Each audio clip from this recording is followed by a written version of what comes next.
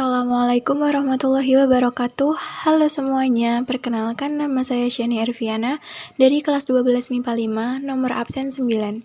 Di sini saya akan membahas tentang salah satu gelombang elektromagnetik, yaitu sinar inframerah. Pemanfaatan sinar inframerah dalam kehidupan.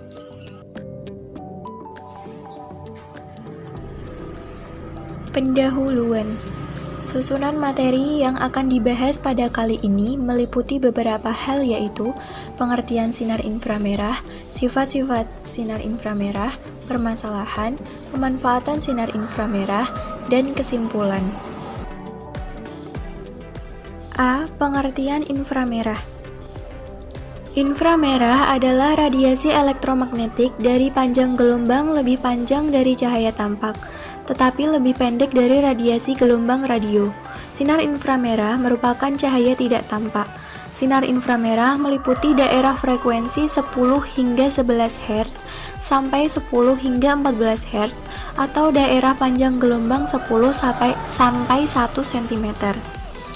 Radiasi inframerah memiliki jangkauan 3 order dan memiliki panjang gelombang antara 700 nanometer dan 1 mikrometer. Sinar inframerah dihasilkan oleh getaran atom-atom dalam suatu molekul. Getaran atom dalam suatu molekul akan memancarkan gelombang elektromagnetik pada frekuensi-frekuensi yang khas dalam daerah inframerah. Oleh karena itu, spektroskopi inframerah dapat digunakan sebagai salah satu cara untuk mempelajari struktur molekul. Jenis-jenis inframerah. Yang pertama, inframerah jarak dekat atau near infrared, memiliki panjang gelombang 0,75 sampai 1,5 mikrometer. Yang kedua, inframerah jarak menengah atau mid infrared, memiliki panjang gelombang 1,50 sampai 10 mikrometer. Yang ketiga, inframerah jarak jauh atau far infrared, memiliki panjang gelombang 10 sampai 100 mikrometer. B. Sifat-sifat inframerah. Yang pertama, sinar inframerah tidak dapat dilihat oleh mata telanjang manusia. Yang kedua, tidak dapat menembus materi yang tidak tembus pandang. Yang ketiga, dapat ditimbulkan oleh komponen yang menghasilkan panas. Yang keempat, panjang gelombang pada inframerah memiliki hubungan yang berlawanan atau berbanding terbalik dengan suhu. Nah, artinya, ketika suhu mengalami kenaikan, maka panjang gelombang mengalami penurunan. Yang kelima, sinar inframerah memiliki fluktuasi daya tinggi dan dapat diinterferensi oleh cahaya matahari. C. Permasalahan. Permasalahan yang akan dibahas pada kali ini adalah 1. Apa saja pemanfaatan sinar inframerah bagi dunia kesehatan? 2. Bagaimanakah penerapan sinar inframerah sebagai media pengiriman data? 3. Apa kegunaan sinar inframerah dalam bidang komunikasi? 4. Apa saja pemanfaatan sinar inframerah di bidang industri? 5. Bagaimanakah pemanfaatan sinar inframerah di bidang keruangan? Pemanfaatan sinar inframerah. 1. Manfaat sinar inframerah bagi dunia kesehatan. Yang pertama, sinar inframerah dapat mengaktifkan molekul air dalam tubuh. Hal ini disebabkan karena inframerah mempunyai getaran yang sama dengan molekul air, sehingga ketika molekul tersebut pecah, maka akan terbentuk molekul tunggal yang dapat meningkatkan cairan tubuh. Yang kedua, sinar inframerah dapat meningkatkan sirkulasi mikro dan metabolisme tubuh. Bergetarnya molekul air dan pengaruh inframerah akan menghasilkan panas yang menyebabkan pembuluh kapiler membesar dan meningkatkan suhu kulit, memperbaiki sirkulasi darah, dan mengurangi tekanan jantung. Jika sirkulasi mikro meningkat, racun dapat dibuang dari tubuh kita melalui metabolisme, di mana hal ini dapat mengurangi beban liver dan ginjal. Yang ketiga, dapat mengembangkan pH dalam tubuh. Sinar inframerah dapat membersihkan darah, memperbaiki tekstur kulit, dan mencegah rematik karena asam urat yang tinggi. Yang keempat, inframerah jarak jauh banyak digunakan pada alat-alat kesehatan. Pancaran panas yang berupa pancaran sinar inframerah dari organ-organ tubuh dapat dijadikan sebagai informasi kondisi kesehatan organ tersebut. Contoh penggunaan inframerah yang menjadi tren saat ini adalah adanya gelang kesehatan. 2. Penerapan sinar inframerah sebagai media pengiriman data. Ketika terjadi pertemuan di antara dua buah device tersebut, maka akan terjadi sebuah perkenalan secara anonim di antara kedua device, kemudian berlanjut ke arah yang lebih dalam lagi, yaitu kedua device menyetujui untuk memberi nama sementara pada masing-masing device, hingga protokol infrared mengenali dan melakukan transfer data hingga perintah terakhir dijalankan.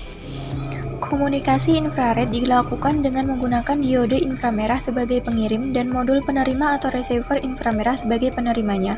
Untuk perpindahan data yang menggunakan media udara sebagai media perantara biasanya menggunakan frekuensi carrier sekitar 30 kHz sampai dengan 40 kHz. 3. Pemanfaatan sinar inframerah di bidang komunikasi. Adanya sistem sensor inframerah. Sistem sensor ini pada dasarnya menggunakan inframerah sebagai media komunikasi yang menghubungkan antara dua perangkat. Penerapan sistem sensor inframerah ini sangat bermanfaat sebagai pengendali jarak jauh, alarm keamanan, dan otomatisasi pada sistem. Adanya kamera tembus pandang. Sinar inframerah dapat ditangkap oleh kamera atau handycam. Dengan adanya teknologi yang berupa filter IRPF yang berfungsi sebagai penerus cahaya inframerah, maka kemampuan kamera atau video menjadi meningkat. Untuk pencitraan pandangan atau night scope. Night scope berupa alat penglihatan pada malam hari. Dengan sinar inframerah ini dapat membantu penglihatan di malam hari akan lebih tampak dan mudah.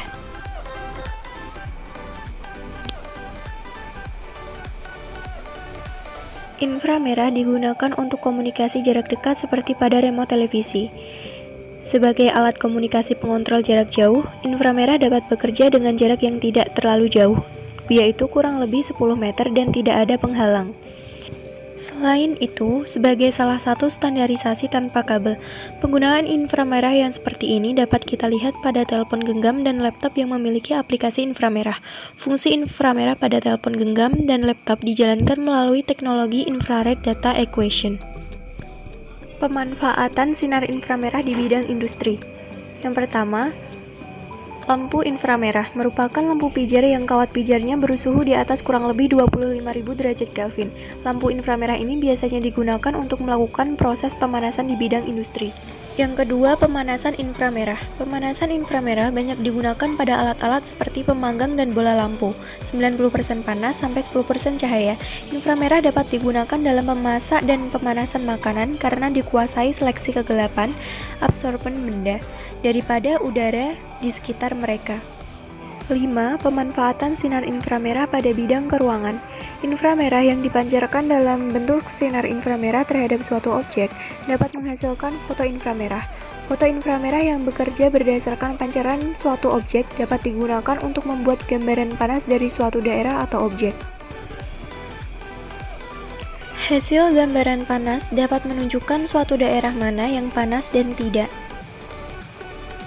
Misalnya, suatu gambaran panas dari suatu gedung dapat digunakan untuk mengetahui dari zona bagian mana dari gedung itu yang menghasilkan panas berlebihan, sehingga dapat dilakukan perbaikan-perbaikan yang diperlukan. Kesimpulan dan saran. Kesimpulan yang didapat adalah 1. Inframerah adalah radiasi elektromagnetik dari panjang gelombang lebih panjang dari cahaya tampak, tapi lebih pendek dari radiasi gelombang radio. 2. Sinar inframerah meliputi daerah frekuensi 10 hingga 11 Hz sampai 10 hingga 14 Hz atau daerah panjang gelombang 10 hingga 14 cm sampai 10 hingga 1 cm.